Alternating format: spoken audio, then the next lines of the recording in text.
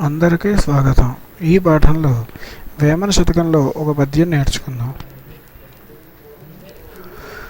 ఉత్తముని గడుపున నోగు జన్మించిన వాడుంజరచు వాని వంశమెల్ల జరకు వెన్ను పుట్టి చెరపదా తీపెల్ల విశ్వదాభిరామ వినురవేమ. ఇక్కడ ఉత్తముడు అంటే గొప్పవాడు, నోగు అంటే దుర్మార్గుడు, జన్మించుట అంటే పుట్టుట, చెరచు అంటే నాశనం చేయుట, వెన్ను అంటే పాడైన భాగము అని అర్థం. ఈ పద్యానికి భావము, ఉత్తముడు గడుపున దుర్మార్గుడు లేదా చెడ్డవాడు పుడితే వాడు వంశకీర్తిని నాశనం చేస్తాడు.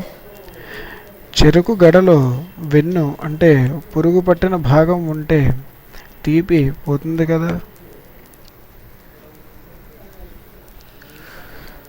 ఈ పద్యం మరోసారి చూద్దాం.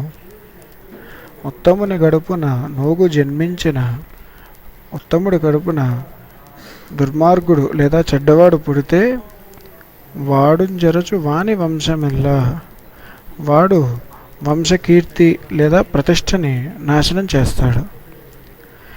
చెరకు వెన్ను పుట్టి చెరపదా తీపెల్ల, చెరుకుగడలో వెన్ను అంటే పురుగు పట్టిన భాగం ఉంటే తీపి పోతుంది కదా.